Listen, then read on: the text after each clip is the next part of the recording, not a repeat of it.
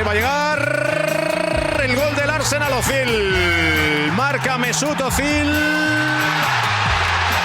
Ramsey, gol. Gol, gol, gol, gol, gol, gol, gol, gol, gol, gol, gol, gol, gol, gol, gol, gol, gol, gol. Gol del Arsenal. Marcaron Ramsey. This is Arsecast Extra. Hello and welcome to another Arsecast Extra, as always with James from Gunnerblog. James, goodly morning to you, or should I say, buongiorno? No, I shouldn't, should I? I don't know. They won't be saying buongiorno in Naples, will they? And that makes it a goodly morning for us. Exactly. They'll be extra unhappy in Naples this morning.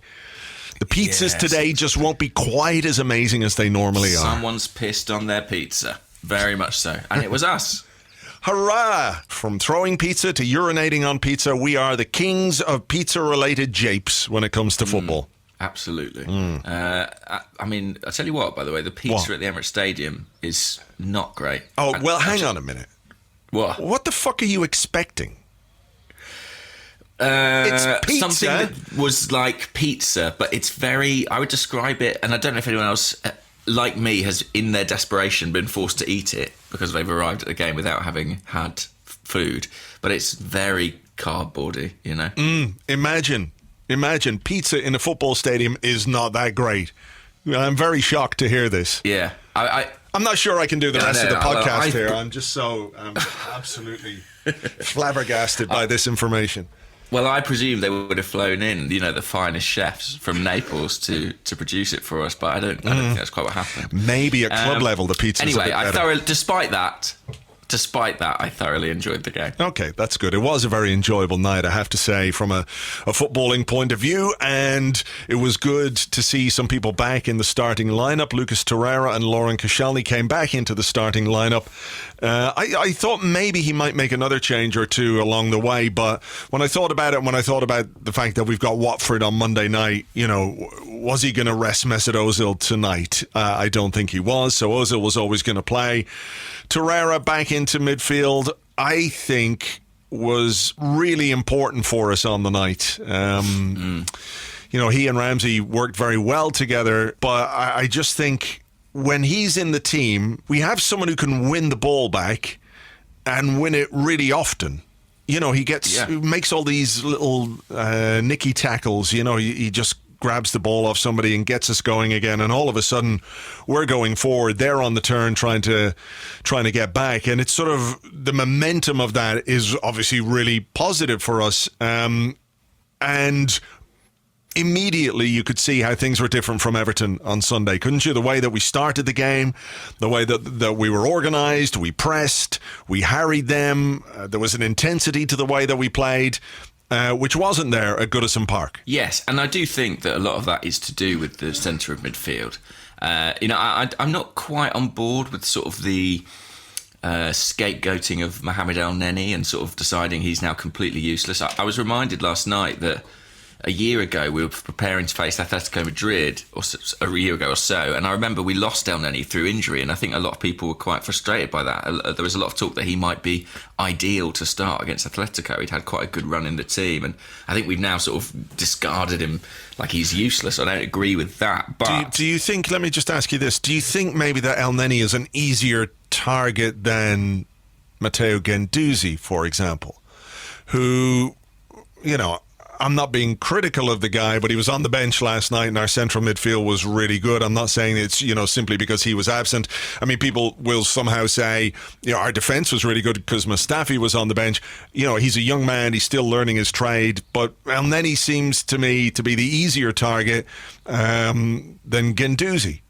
Yeah, I guess. I mean, I suppose what people feel about that is that Guendouzi has greater potential, Sure, no, I get that. And he kind of is what he is now.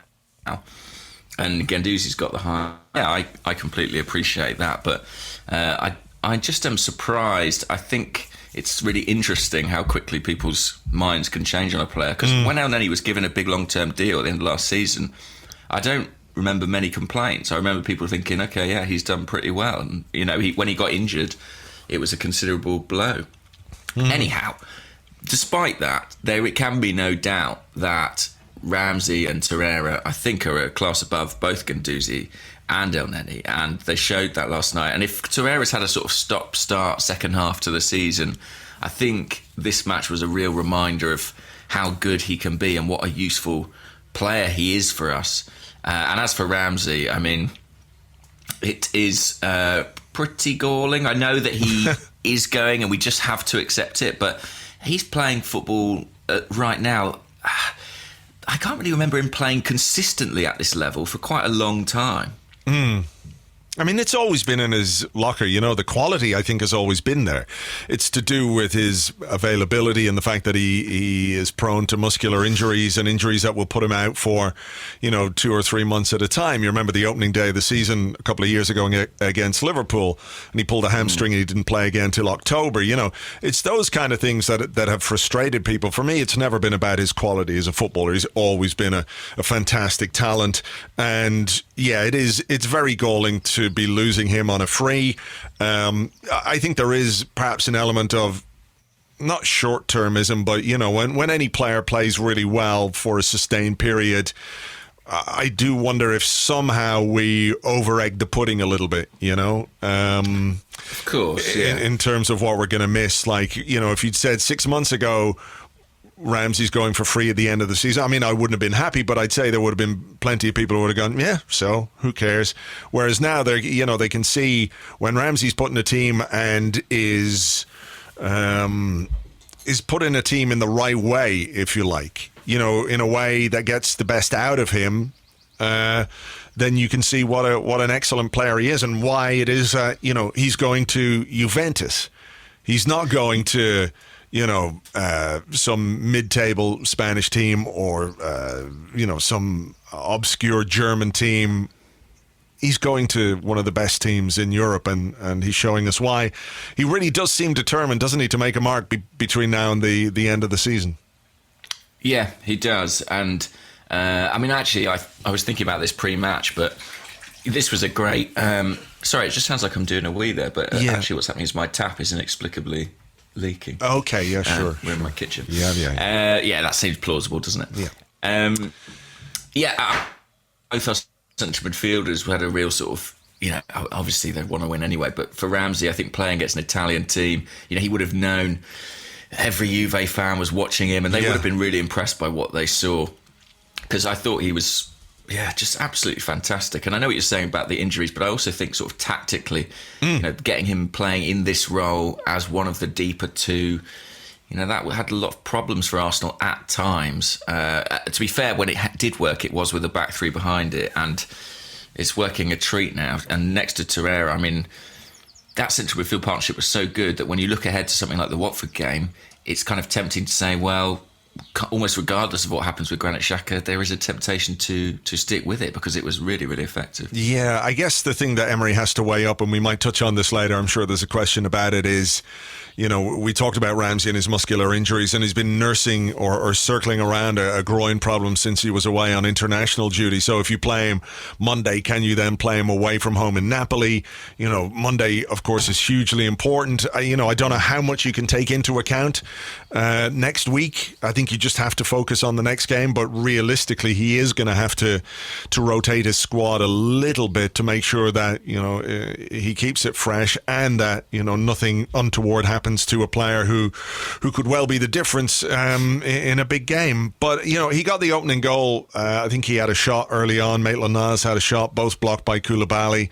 But it was all Arsenal in the first 10-15 minutes.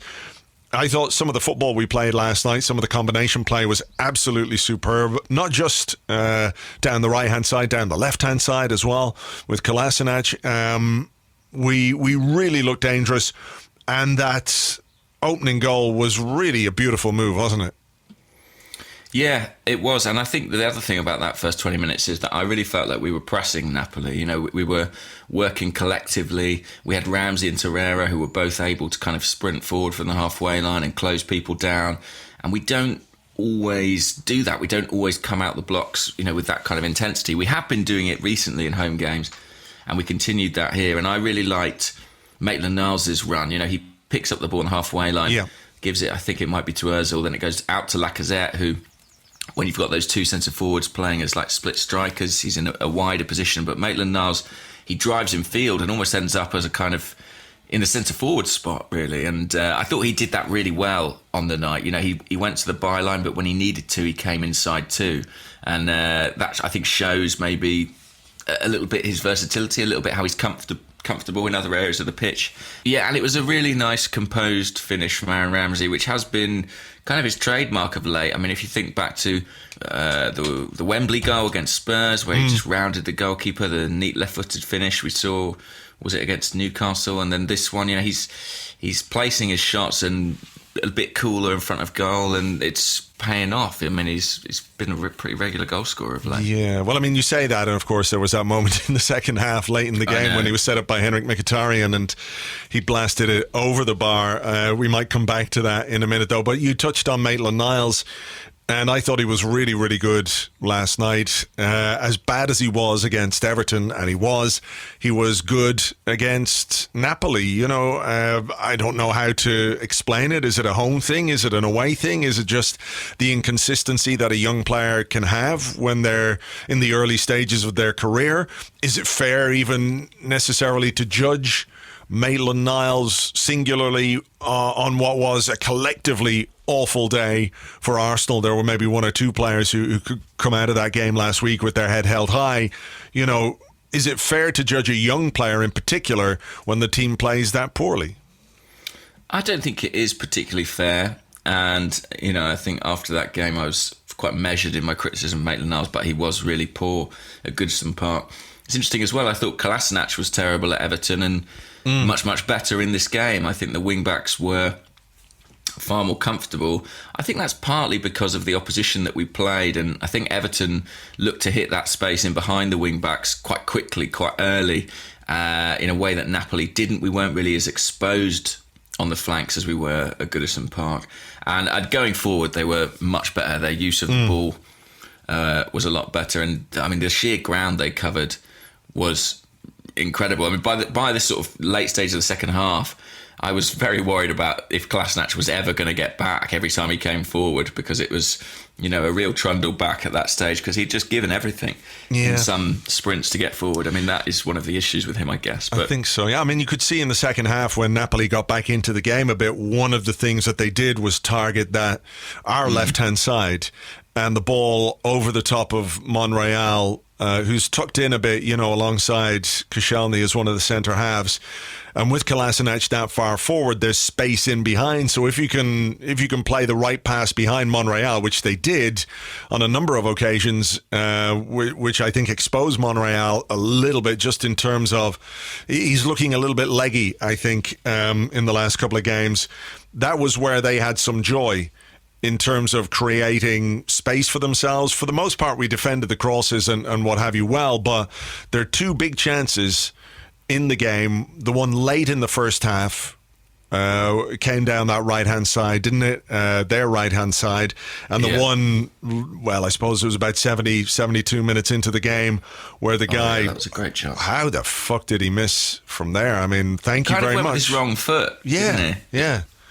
It was a really odd one, but I was, you know, that was one of those moments where I think everyone in the ground was like, "Oh, goal!" And then we almost sort of celebrated it not going in. You couldn't believe it. Yeah, it was a really bad miss. And to be fair, you know, people talk about the chances that we missed, and I'm not too hung up on those, to be perfectly honest. You know, I don't think there's an awful lot to complain about when you win 2-0 and keep a clean sheet at home. I'd rather go into the away leg 2-0 up than 3-1 up. You know, so had Napoli scored, and I know physics takes hold and the game wouldn't have played out the same way, and that Ramsey chance wouldn't have happened. But, you know, I'd rather keep the clean sheet than let them score and score another one of our goals. So I'm not that worried about the chances that we missed. I'm far more invested in the fact that we didn't let one in. No. Also we had a big which went down as an own goal. It's a big old deflection, and you know, when you get a piece of fortune like that, I think it's hard to have too many recriminations about, oh, you know, we should have had another one. But I think the clean sheet is more valuable than scoring an extra goal. Yeah, no, I completely agree with you. You talk about a little piece of good fortune with the Torreira goal, the second Torreira goal, which I accept. However, I think what we have to acknowledge is the way that Torreira worked in order to make that goal happen. I think he won the ball back in our half. It came forward, and then he won it back again in their half, higher up the pitch, and he decided to take it on and have a shot. And I think the way that he plays really allows us to play on the front foot more. He has this uncanny ability just to stick a foot out and win the ball. When it doesn't look perhaps like he's going to be able to get it, he is the guy who can just make it happen, and it makes such a difference. It really does. And I mean, to be fair, we're talking about the pressing and the tackling, but it was a very nifty turn from Torreira as well. You know, he used that low centre of gravity, little drag back, and I like that he's not a purely defensive player. He likes to get forward. Wenger sometimes used to deploy Francis Coquelin. I understand why he's so high up the field. You know, he seemed to be almost the more advanced central midfielder. And Torreira, when he breaks forward like that and closes down defenders and closes down the opposition defensive midfielder, is so good at robbing the ball. And it's not the first time this season where I think we've had a goal come from him winning the ball relatively high up the pitch. I just think, I was really, really impressed with him. And I think I've maybe been a bit guilty of sort of slightly overlooking his contribution just because he's been a bit in and out of the side in recent games. But something I think we really have missed when in a lot of the games where we've performed poorly away from home has been his ability to sort of protect the back four and dominate and marshal that space in the middle of the park. And I think that he can have a big role to play in the away games between now and the end of the season. Do you think he is going to be one of, or the first name on the midfield team sheet, given that he's basically had 4 or 5 weeks off because of that red card against Tottenham? You know, he didn't play at all, or played very little during the interlull. He sat out the games that we've had, the way they've been spread out. So he should be fairly fresh and fairly recharged as we go into this final run of games. I mean, slightly worrying that he came off towards the end. He got some treatment, but I don't know if that was just a little bit of cramp or something like that, given it was his first game for 4 or 5 weeks. Maybe that's all it was. You know, he pushed himself very hard. But, you know, how do you view Unai Emery using him? I mean, he's got to do something to try and change and arrest the away form. He is one of the players that he can use to do that. I think he will be more involved. I mean, he's only started 20 of our Premier League games thus far, so he's not exactly been a fixture in a starting 11. But I think that he looks a little bit fresher than he did a few months ago. I mean, I remember, that very difficult game at Anfield and just thinking he looked exhausted around that time and didn't seem quite capable of making those sprints that are so integral to his game, closing the space. But I think he does. I think he looks fresher now. He didn't play, did he, a huge amount when he went away with Uruguay. I think it was like an hour combined. I know there was a lot of travel involved. So I think he will have a really big role to play. And, I mentioned it earlier, but whether it's alongside Ramsey or whether it's alongside Xhaka, I do feel like he's someone who could help us, particularly away from home. He's a great player, and you've got to remember he's still settling into English football and still adapting and acclimatising. But I think come next season, he's going to be a massive part of things here. Because, when we lose Aaron Ramsey, we are going to need people to step up in central midfield. And he's the one who I would look at and say, well, I think a lot more game time could be coming his way. Although he's not exactly the same kind of player, I think he's going to be pretty integral going forward. Yeah. Well, look, it's good to have him back, and good to have him back at this point of the season with fresh legs, because they're going to be so important given how many games we've got to come between now and the end of this month, and hopefully going into May as well. We could be playing right until the end of May. When is the Europa League final, actually? Is it the 20 whatever? Let's see. Europa League final. Fair old way. 29th of May. Wow. 29th of May. So when's our last Premier League game? Is something like... let me have a look here. I don't know. Is there a big old gap? Yeah, the 12th of May. So if we were to make the Europa League final, we've got 2 weeks, over 2 weeks. time for another friendly with Al Nassr, I think. Yeah, some warm weather training. They could come to come over here to Ireland. We've got all the warm weather now.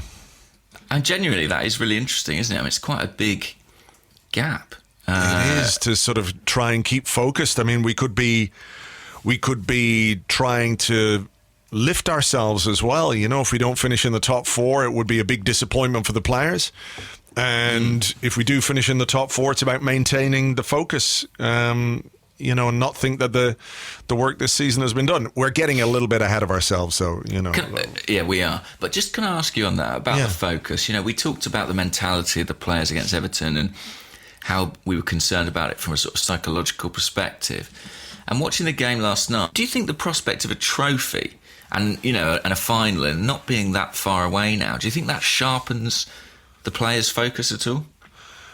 I think it probably does in some ways, because it's a tangible reward for your efforts. Like, you know, I don't doubt for a second that they want to finish in the top 4 and that top 4 is something they want to achieve. But, you know, if you finish in 4th place, what do you get? Not very much. You know, you get Champions League football next season, but there's no open top bus parade or there's no medals or anything like that. And maybe that's one of the challenges that Unai Emery is facing at this moment in time, is making sure that his players are as focused for the Premier League games as they are for the Europa League games. Because when you get to quarter-final stage, you think semi-final, where, you know, we can get to semi-final, that's 2 games. And if we get to a final, then, you know, anything can happen. We can win finals. We've done that.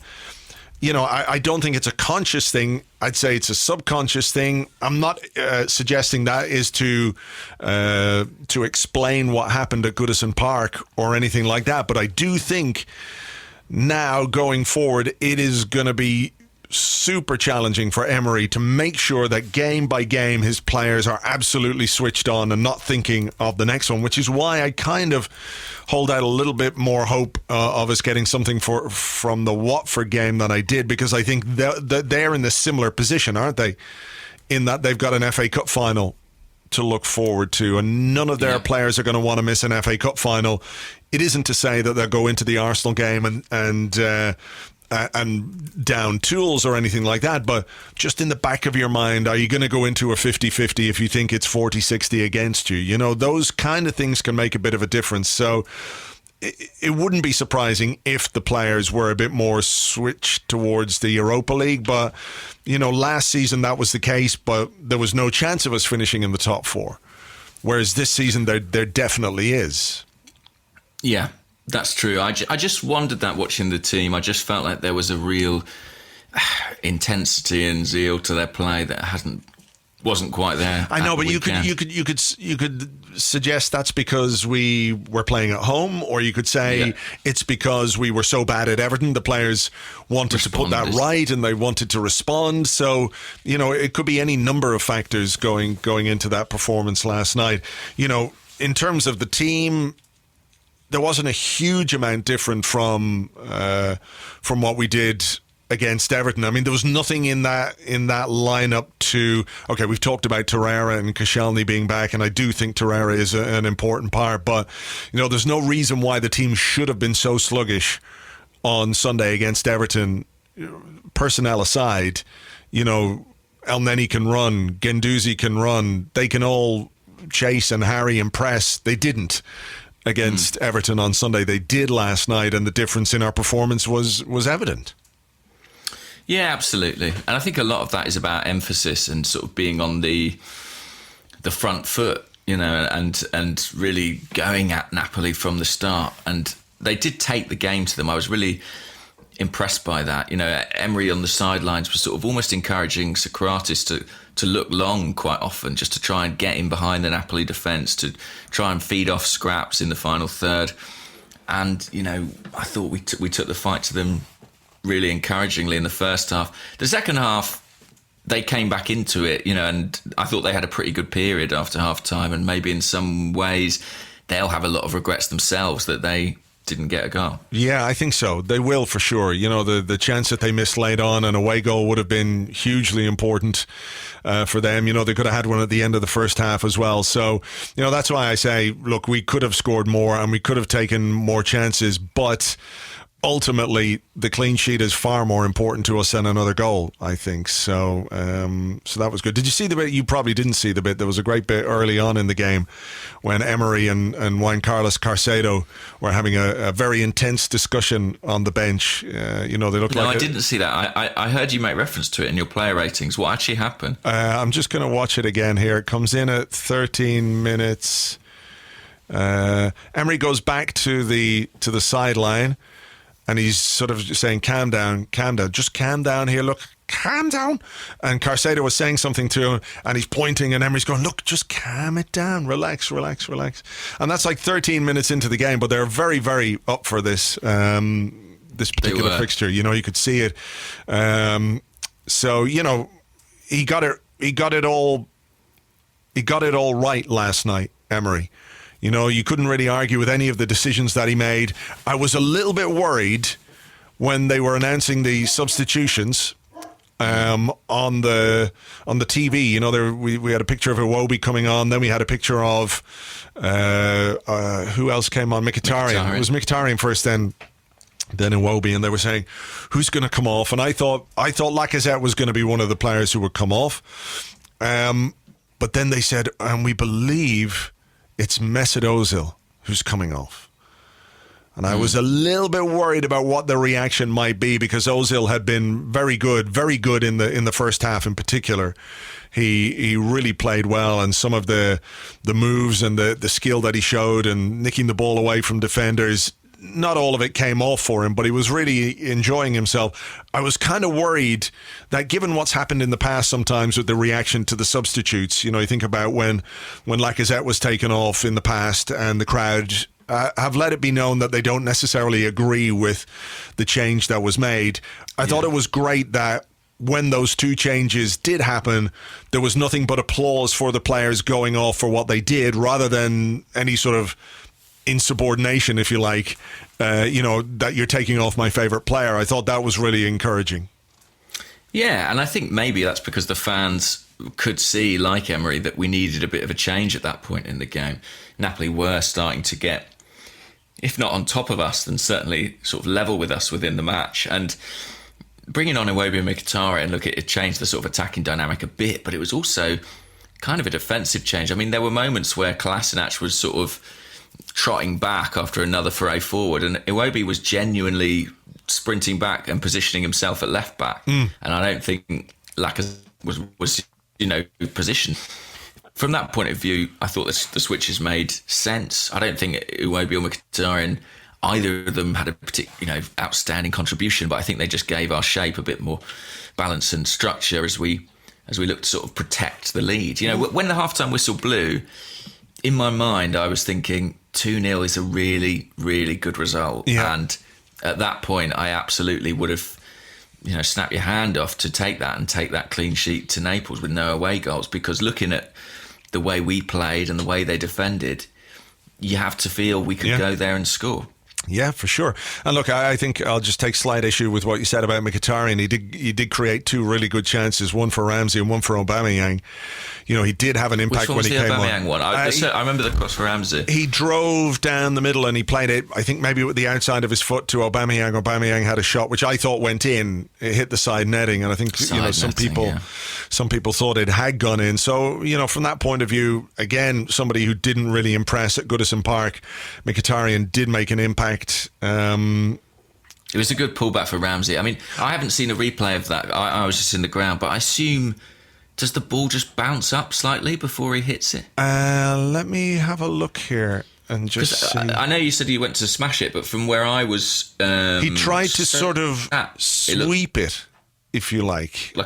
Just watching it here, I think it does. It's one of those that just very slightly, it just takes a very slight bobble off the turf before he hits it. I still think he should score. I mean, afterwards he had a fairly rueful smile. in his post-game interview about about the chance, but as he said, clean sheet, 2-0 win. There's really not a great deal we can complain about when it comes to this game. If you were to say after what we saw on Sunday against Everton, we were going to beat Napoli 2-0, I'd have been your hand off for that.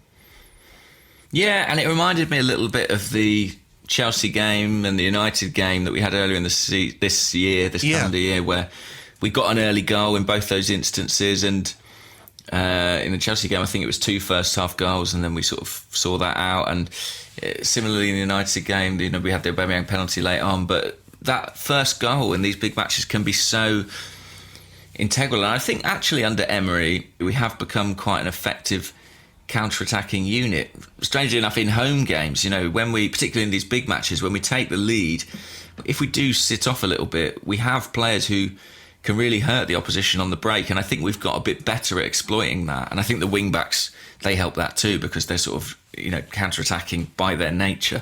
But I think we did that well last night. Even when Napoli slightly strengthened their grip on the second half, we always had a bit of a threat on the break. Yeah, again, I think, the changes Emery made, the way he set the team up, it worked really well. So to take so that... Go on. How confident are you then? That's the big question. That's a good question, because I don't want to fall into the trap of, we've won a good game at home, therefore there's no reason why we can't do it away, having just seen us not do it away 5 days ago, I feel like I would be foolish to be overly confident. However, I'm slightly overly confident now. Really? I don't think I am. I mean, I wanted 10-0, didn't I? Yeah, but I mean, do you feel like we can score in Napoli? I feel like we ought to be able to, looking at the two teams last night, but I can't escape the fact that we went to Everton and didn't really look like scoring for the vast majority of that game. Yeah. Apart from another over the bar from Aaron Ramsey, interestingly. But okay. I praised his finishing, but there you go. Sure. Okay, I think we do have another Arsecast Extra, of course, on Tuesday, at which point we can look ahead a bit more clearly to the game against Napoli.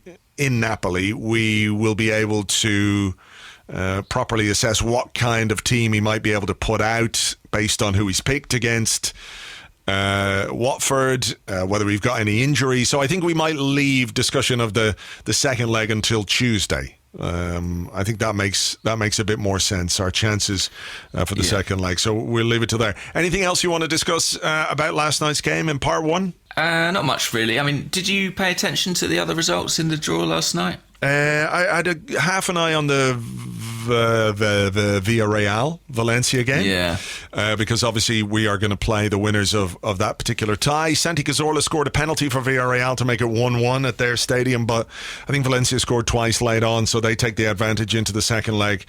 3-1 winners. Who would I prefer to play?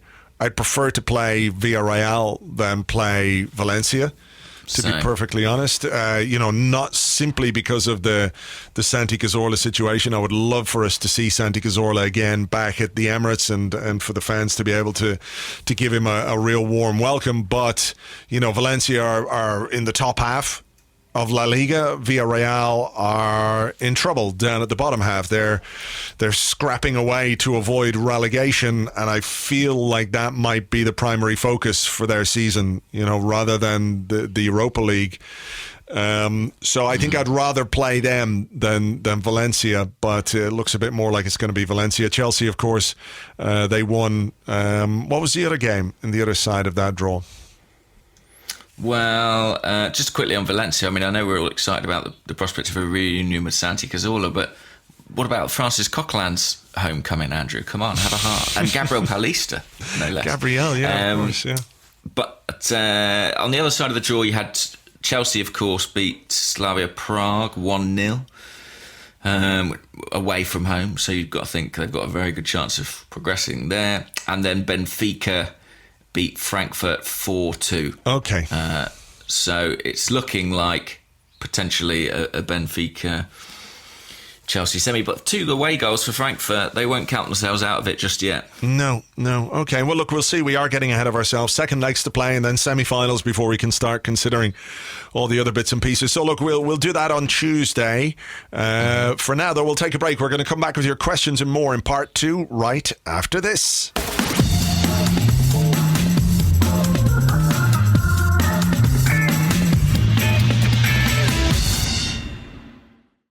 Welcome back to the Arsecast Extra. This is part 2 of the show where James definitely does not have a wee on the floor. It's his tap. Also the part in which we answer the questions that you sent to us on Twitter at Gunnerblog and at Arseblog on the Arseblog Facebook page, facebook.com/the Arseblog, and also on the Arseblog members Patreon Discord server, which you get access to if you are an Arseblog member. On Patreon, you can ask questions in there, and we will pick a couple of those every week to ask in this part of the show. So, would you like to go first, or will I go first, or what do you think? What do you think? I'll go first, shall I? And we'll have a question from the Discord. It's from John Foster, actually. And he says, "Goodly bloody morning, chaps. I know neither of you would wish ill on another human, but on a scale of 1 to Socrates' face, how sad are you about Harry Kane's left ankle?" I like the fact that Socrates' face is seen as the 10 for sad. Yeah, as possibly the saddest thing that there could possibly be. Yeah. Look, I can't say that I'm unhappy, but also I'm cognizant of the fact that when he was injured earlier in the season, Spurs won a lot of games, and everyone said, well, they're really going to miss Harry Kane, and they didn't necessarily miss Harry Kane. I thought there was something quite interesting in the fact that he tried to go in and clatter Fabian Delph and got himself injured. I've got no sympathy really whatsoever, but I'm not going to sit here and waste too much time talking about Harry Kane. That's my feeling on this one. Did you watch the Spurs Man City game? I did, and I was really disappointed, I have to say. I really was. I thought Man City were going to be better. I mean, I know I said this in the blog, but they really do remind me sometimes of that clip from The Simpsons where soccer is on and it's just one midfielder passing to another midfielder, passing to another midfielder and back and forward and back. I see a lot of really great players and clearly they're a fantastic team, but they're boring. Do you find them boring? I do, yeah. I find everything about Man City boring. Yeah. Because I think it's partly the sort of financial element. It sort of feels like a default that they're really good because they just bought everybody. Yeah. And I do find Guardiola's football a little bit sort of soccerific. Yeah, I mean, when you don't have an absolute genius like Messi, it's like a beautiful cake, but Messi iced the cake, if you like. It's a cake with no icing. It's a cake with no icing. It's a perfectly cromulent, tasty, functional cake, and it's precision. Every cake is the same. It's perfectly round, perfectly baked, nice and moist, but there's no icing. And I like icing. Agree, yeah. I like icing. It's often the best bit. Yeah. Give me a slice with lots of icing on it. Yeah. Ideally. Some people don't like icing. I mean, I think they're absolutely insane. But I do. I like icing. I mean, icing on cakes is basically the same as the skin on Kentucky Fried Chicken, right? Sure. It's the delicious bit. On that much we agree. Yeah. But I think, I find City like a sort of very efficient footballing computer, but I don't find it exciting or enthralling. No, there's not much. It doesn't move me. Yeah, there's not much personality, is there? So... what little personality there is just like... Ugh. Also, do many of their players have much personality? Like, when you look at it, they're not... Like, Aguero's obviously like a fantastic player, and he sort of shouldn't count against him, but he's not exactly sort of Ian Wright, is he, in the charisma stage? No, I mean, there's a lot of fairly bland individuals in that team. Kevin De Bruyne, great footballer, but man, I'd say he's up there with all due respect to the man, and I love him, I love him, but, Aaron Ramsey, The post-match interviews are always fairly tame. But look, let's stop talking about Manchester City and how boring they are. Let's talk about something else. This is an interesting question, also from the Discord. It comes from KT_football. And he says, should Emery persist with playing Petr Cech in Naples? His distribution was atrocious last night, and Leno has been one of the shining lights of the season. Surely the needs of the club come first. Well, there was an interesting moment. I don't know if the cameras picked this up in the first half, where Cech had cleared the ball upfield. I think he went long, and Arsenal had sort of not retained the ball. And I think it ended up with Napoli breaking and having a shot at goal. And Socrates sort of came over to Cech and sort of made a sort of calm down gesture with his hands. He sort of put his hands out as if to be like, take your time, slow down. And Cech really bit back at him, which is very unusual for Cech. He really had a crack back at him, and there was a bit of back and forth between them.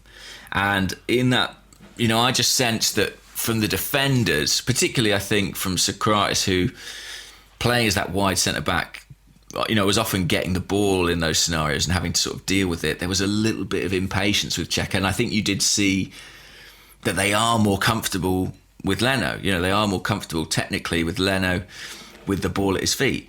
Despite that, I thought Cech did what he had to do yesterday pretty well. Yeah.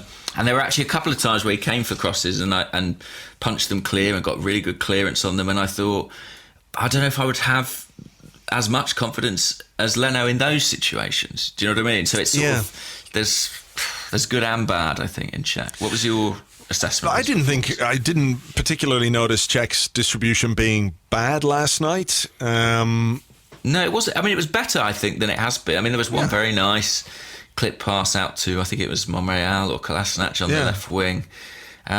Look, I think it's obvious Leno is more comfortable with the ball at his feet, and maybe the defenders are more comfortable with Leno with the ball at his feet. And it's one of those really interesting situations where Cech is our Europa League goalkeeper now, having lost his place in the Premier League. And the romantic side of all this is him playing his final game as a professional in a final in Baku, potentially against Chelsea, his old club, and somehow putting in a man of the match performance or making a penalty save or doing something that wins us the trophy. That is the romantic outcome that we would all. I think I'd love to see that. I mean, I would have a lot of joy in seeing that, obviously, because we've won the trophy, and for Cech, who I think is really one of the nicest guys in football, regardless of the years that he spent at Chelsea. I think he's a really good guy, a great professional, a great example to many of the players who are at this club right now, and he does enormous credit for this club in the way that he behaves and comports himself, and some of the things that he does off the field are really fantastic. The other side of that for me is that when you are in a cup final, when you're about to play a game that can win you a trophy, you pick your strongest team. And if Bernd Leno is considered the number one goalkeeper at the club, then I think, romanticism aside, he should play. And I remember we had this very same discussion, didn't we, before the FA Cup final in 2017. We absolutely had the live Arsecast, and it was the same thing. It was like, look, Ospina, all due credit to you for playing your part in getting us to the FA Cup final in the games that we've played, leading up to Wembley. But Petr Cech was then the number one goalkeeper at the club. He was the guy playing week in, week out in the Premier League. And to my mind, he should have started that FA Cup final. We won it, and Wenger's decision was justified. I don't think Ospina was particularly good on the day. He was really soft for Diego Costa's goal, and had a more negative impact. Without Aaron Ramsey scoring a cup final winner again, we would have been discussing that in a serious way. So I think if there's leeway when you make a decision based on what's best for the what's best for the club and what's best for the team, right? Because if you pick Leno and Leno does something wrong, at least you have the fallback of saying, well, look, he's my number one goalkeeper. We picked our strongest team to win a cup or win a trophy. It didn't work out. If you pick a guy who you consider inferior, even if it's only marginally, then you don't give yourself that get out. I mean, look, I like Petr Cech a lot, but if it was coming down to a choice between our number one goalkeeper and a guy who's retiring at the end of the season, as wonderful and all as it would be for him to go out in that romantic, incredible way, I'd pick Leno. I'd advocate the picking of Leno. And I'm not sure I'm fully into this idea of having, European goalkeeper and Premier League goalkeeper. No, I mean, I suppose the one thing I would have to say is that I don't think there's the gap in quality between Leno and Cech is the same as I it get was that, when yeah. Speed. Fair enough. But I do hear what you're saying, and I understand the concern. I mean, it was interesting, under Wenger, you always felt like he was really...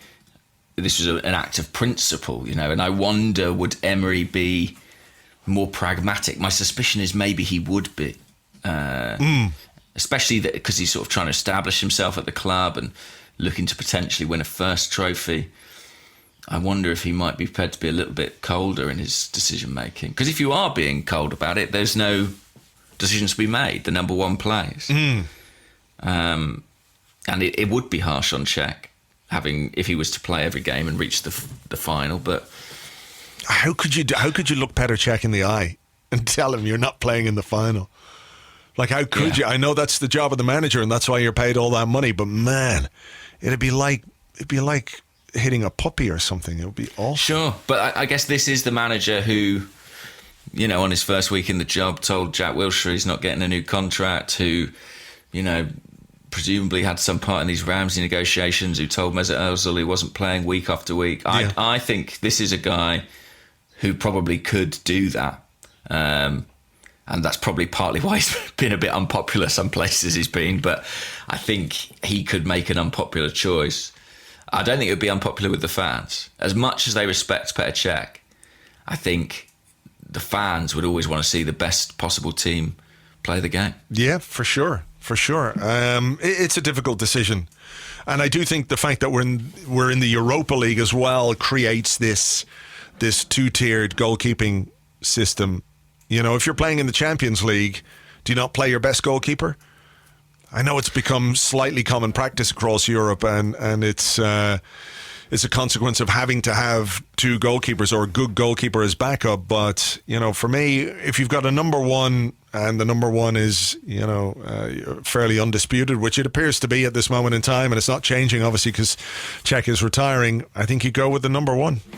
I think it's interesting, isn't it? Because you're right. If we're in the Champions League next season, it's Leno's playing Premier League and Champions League, and whoever's number two has to make do with the domestic cups. Yeah, and that's that. That's fine. I mean, that kind of even when you get to the final of those, there's a discussion to be had. But I think any game in which potentially you can win a trophy and you don't pick your best team, you're opening yourself up to criticism.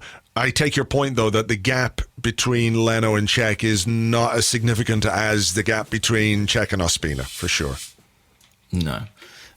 But I do wonder if, Cech's going to go, isn't it, at the end of the season? I wonder if there'll be a clearer hierarchy next season in terms of who the number two is, whether it's Emi Martinez, who's by all accounts doing very, very well at Reading, or whether it's someone else who we bring in. I don't see us going out spending 20 million on a number two to compete with Leno. I think Leno's done enough to be the established number one. Yeah. Okay. Let's have a question. It's a perennial question. It's one that keeps coming up. It's around Kolasinac, and I've got two questions actually. So Tom Woolsgrove on Twitter says, I can't detach myself from the conclusion that Kolasinac should be a backup left back or left wing back. I know he's performed admirably at times this season.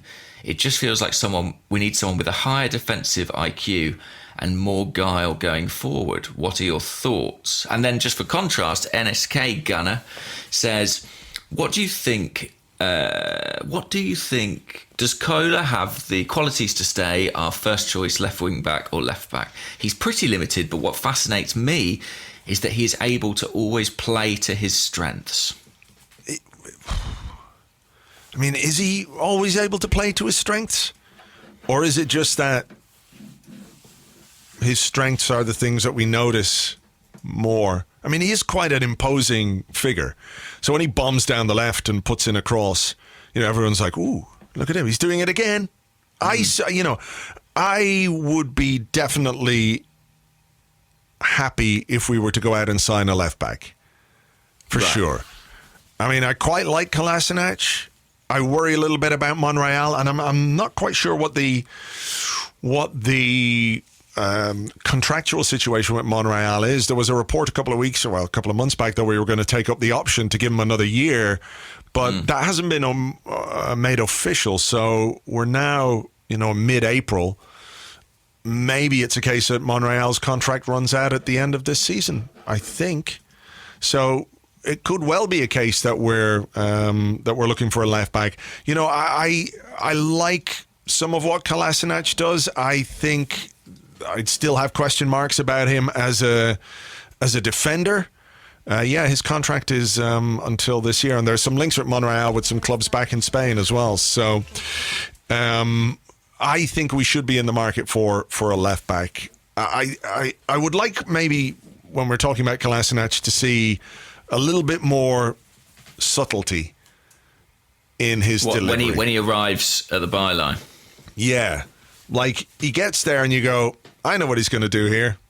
He's going to smash it across goal as hard as he can, which he does 8 or 9 times out of 10. Sometimes he'll pull it back, and there was actually a really clever pass from him in the first half. I think we took a corner and the ball came to him. That was a great corner routine. Yeah, and he just played it first time to Aubameyang. A really nicely weighted pass. So it's not like he has to be Hulk smash all the time. I think he is capable of a bit more, but we don't see it often enough. I just have too many doubts about him defensively as a left back. And I wonder if it's a case we want to be able to properly flick between a back 3 and a back 4 next season, for example. Yeah. We don't really have a left back who can do the job as well as we would like. Like, I think Emery is a bit disinclined to use Kolasinac as a left back, isn't he? I think so. We have seen it a couple of times, and he's done a bit better recently in it. I've always been of the mind that I probably would extend Monreal's contract. I know there are some concerns over him physically, but I do just think he's a class act defensively. I mean, there are things he does on the ball. He's so good on the ball. I think it's a really underrated element of his game. I think as a centre-half, in a 3, I like him on the left-hand side. And I like Kolasinac as a left wing-back. I think it is the left-back in the 4 where there's a bigger question mark. Kolasinac is a bit like... Have you seen the film Moneyball? Yeah. But don't ask me to... I know that the fat guy was in it and Brad Pitt, right? Sure. But there's basically the thrust of it, I mean, it's obviously based on the book and it's based on the reality of Billy Beane, is that they sort of acquire all these players who... seem like oddballs, like I can't remember the specifics, but like they sign a pitcher who's got no hands and stuff like that. Do you know what I mean? Or it's like, this guy, he hits the ball really far, but his face is on backwards. And all the traditional scouts are like, you can't sign him. Look at his eyes are facing the wrong way. His goddamn face is on backwards. You can't sign this guy. He got 7 legs. And they're like, don't worry, you just wait till you see him run. It's basic. That's the movie, right? Right. And I feel like with Kolasinac, there was like a meeting where they were like, we've got this guy for left back or left wing back. His numbers are amazing, but he looks like a professional wrestler and he can only run in one direction. And everyone was like, this guy's an idiot. You can't sign him. You sign him and he is sort of very useful at a very specific thing. I think Kolasinac is sort of a Moneyball wing-back where he's sort of better value than he looks because he's incredibly effective at one thing, and it's that driving run and smash across the box. And I sort of think where we are as a club, would probably have to make do and mend to a certain extent with players like that. But like you, if you're offering me an Ashley Cole in his prime, undoubtedly that's a better option than Kolasinac. Who's the guy? Oh, I think we have a question here. Who mentioned him? 1 second.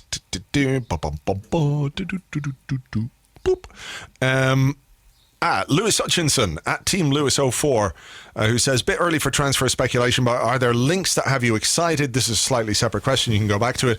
I think Umtiti would be excellent, albeit unlikely. Don't know too much about Tagliafico, who I also see getting linked. He, of course, is a left back, plays for Ajax, and he's Argentinian, is he not? He is an Argentine, 26 years Argentine old. left back. What could go wrong? Yes, it has got a hint of the Vivases about it. But no, he, by all accounts, has had a terrific season. We were linked with another Ajax player this week in the Telegraph. Did you see that yesterday? The Brazilian winger who scored against Juventus. Did you just say we were linked with another Argentinian player and then call him a Brazilian winger, or was that? Oh, sorry, I meant to say another Ajax player. Right. Okay. Sorry. Yeah, the Brazilian winger whose name escapes me. Arsenal Ajax winger. He scored against Juve. Neres, that's it. Yeah, £35 million. I mean, so is Tagliafico one of the names that excites you, to refer back to the question? I don't know. I mean, look, he would be a reasonable buy, wouldn't he? Playing okay for a good Ajax team. I can't say I've ever watched him in any great detail, but if he's one of the names that's on the list and he's gettable, then I do think left back is somewhere we need to make a decision, or we need to make a purchase this summer. And Kolasinac is a squad player, absolutely on board with that, absolutely. But first choice for me, I'm not 100% sure. Not if we want to play with a back four. Right. Yeah, I'm very happy with him as the wing back in a five, definitely.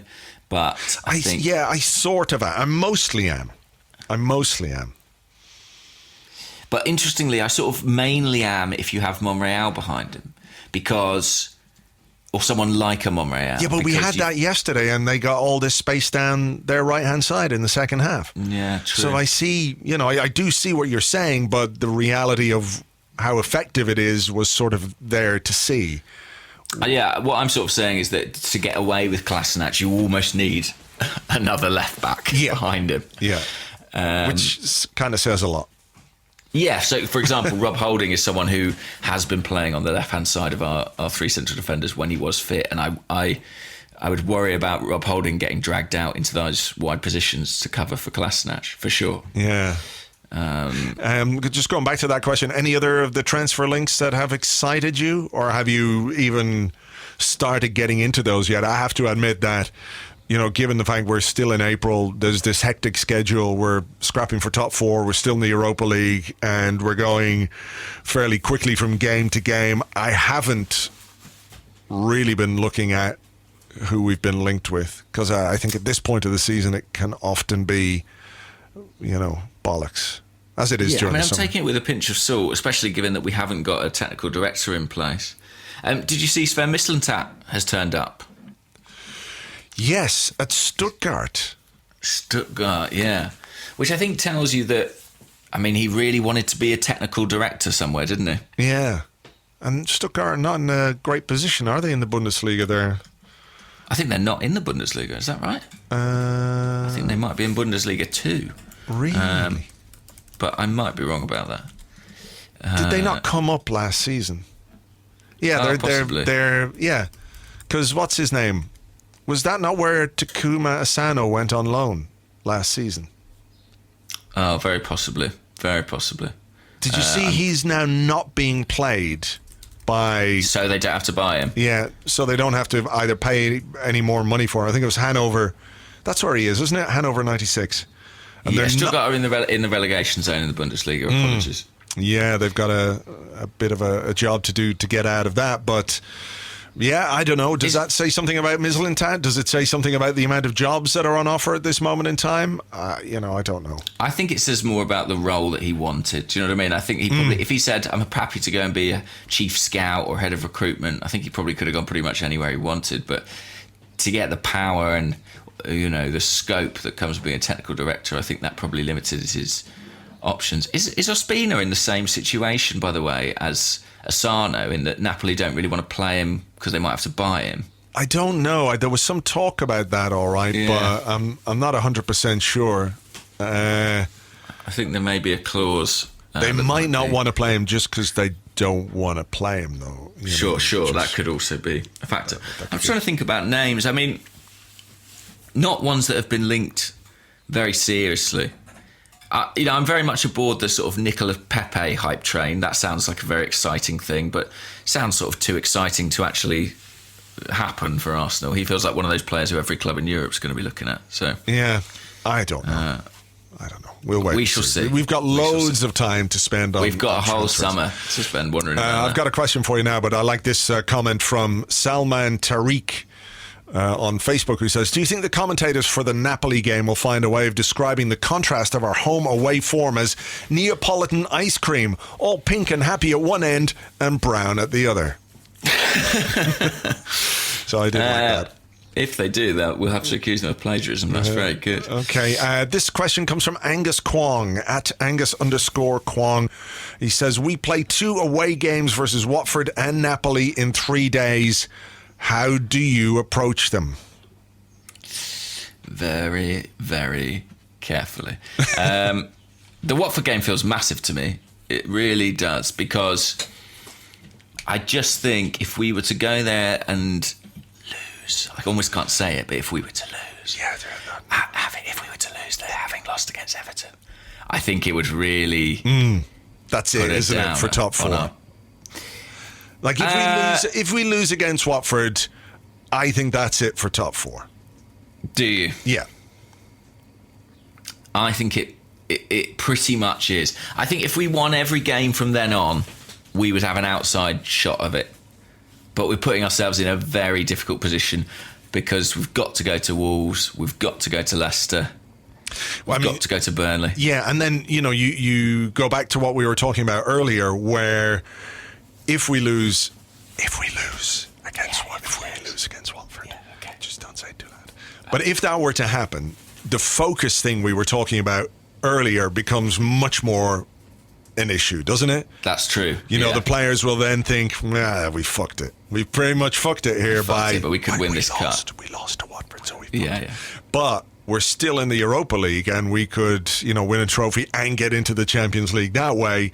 And I think pragmatically, if we're talking about Emery as a pragmatist and somebody who's made decisions based on that, I think that it would have not quite the same impact as the end of last season had on us, but not something too dissimilar.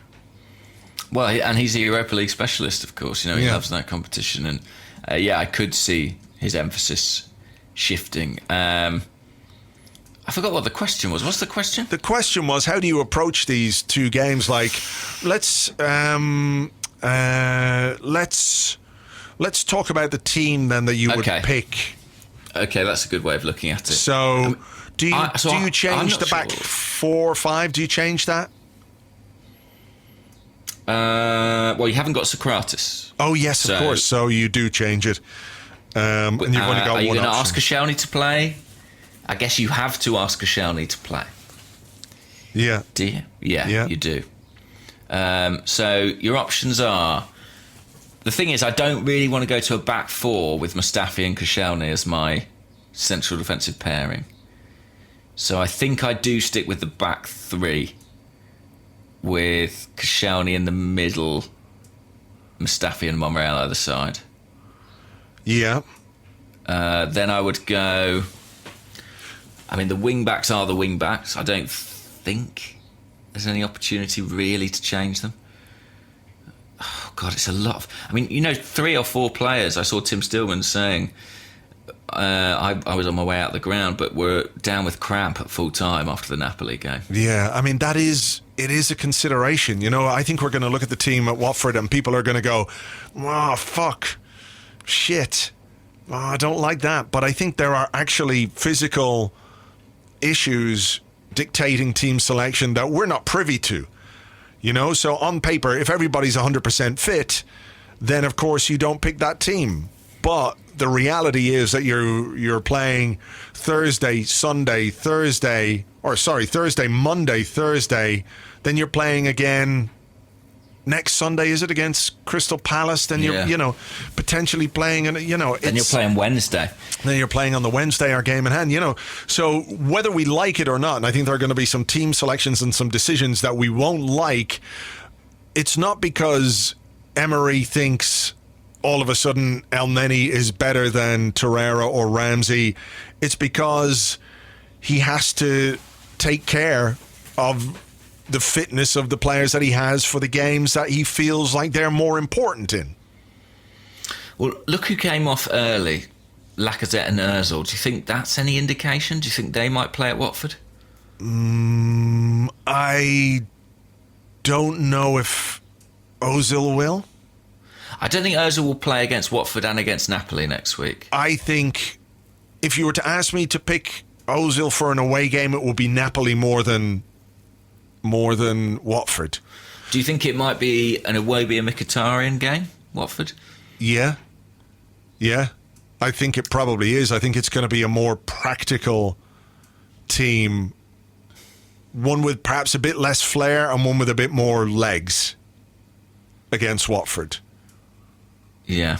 But I do think, I genuinely think, I'm not suggesting that we take a cautious approach against Watford, because I think one of the things that Emery needs to do is to, again, be pragmatic.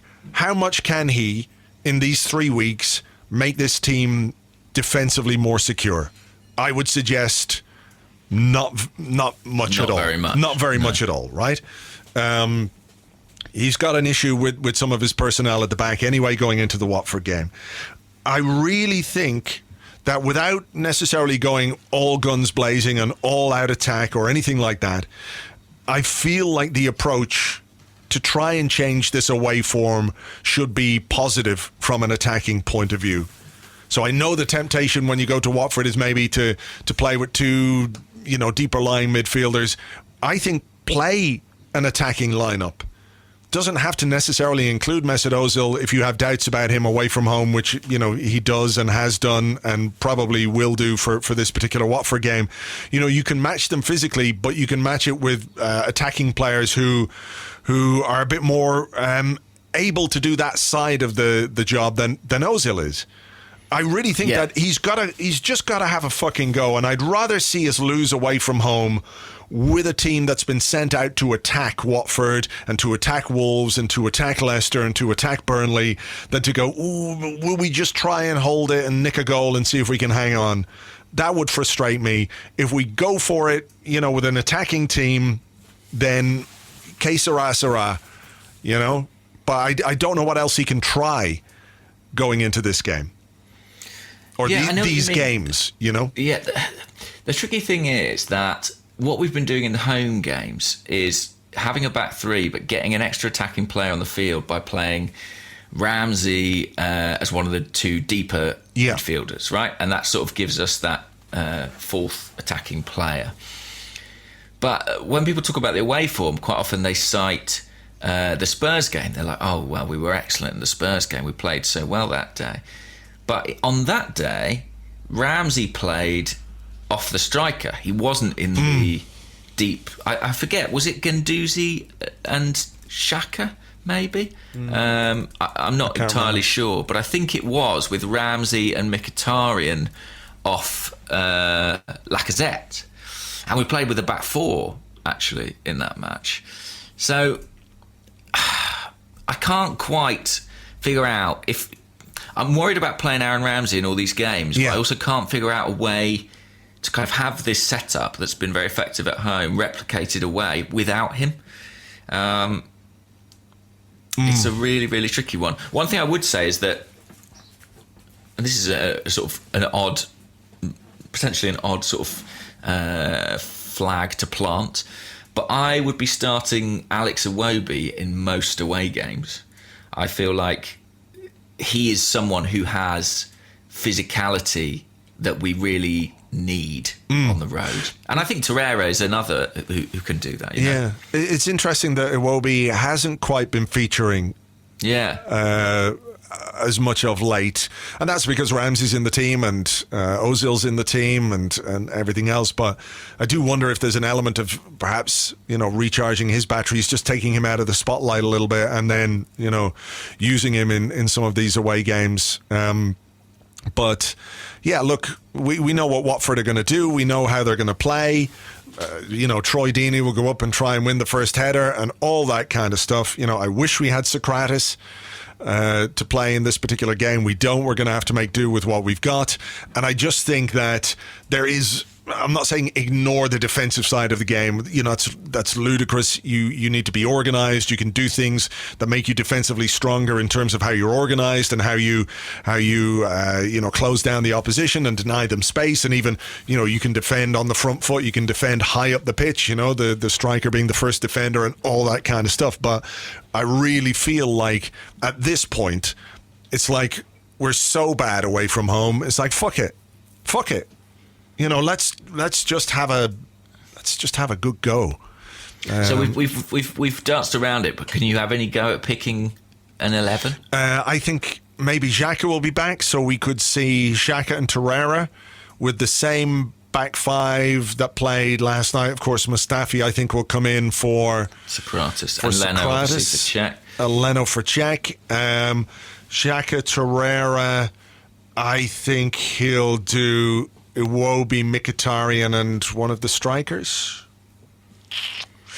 And do you think that has enough, you know, talking about sort of attacking emphasis and going for it? I mean, I don't know. I mean, look, it depends, you know, how we approach the game, because you can talk about a back five, but it could be a back three or a 3-4-3. And if you get your wing backs, if you get Kolasinac and Maitland-Niles as involved at Watford as they were last night, then they're basically attacking players, or they can really contribute to the attack. But it's making sure that they get the ball in the right positions and they can expose the Watford defenders down their particular side. So it could be. The other option is a back four. But then I have, you know, Monreal at left back. I've got, you know, not real worries about, but Maitland-Niles at right back as opposed to right wing back, I'm a little bit unsure of. So, yes, I know. I'm a little bit worried about how much football we're asking Maitland-Niles to play. To be honest, I know he's very fit. I know he's young, but you know, he could be looking at I don't know. Was it like 4 games in just over a week almost? Look, it's massive, Watford. It really, really is a huge, huge game, and it's a big weekend actually, because there's a big fixture in the Premier League. Is it Chelsea? Have got Liverpool. Chelsea and Liverpool. Yeah, that's on Sunday. Chelsea go to Anfield. Tottenham are going to beat Huddersfield, as we know. Manchester United are going to beat West Ham. Mm-hmm. So by the time we play on Monday night, you know, we could be 5 points behind Tottenham. Yeah. You know, so the pressure is well and truly on. I mean, the only thing is, it is a cliche to say it, we are in that kind of every game is a cup final territory at this point.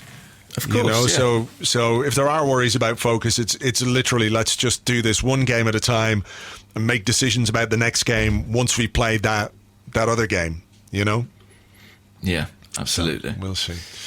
All right, well, look, we better leave it there. I know you've got to run off this morning. We have got an Arsenal-free weekend. It's Monday night, so we'll be back with an Arsecast Extra on Tuesday morning. We'll be looking back at the Watford game. Hopefully, we won't be whispering in any way. We'll be shouting from the rooftops. Yes, let's hope so. And then looking ahead to the Napoli game. So please join us for that. In the meantime, have a great weekend, and we'll catch you on the next one. Bye-bye.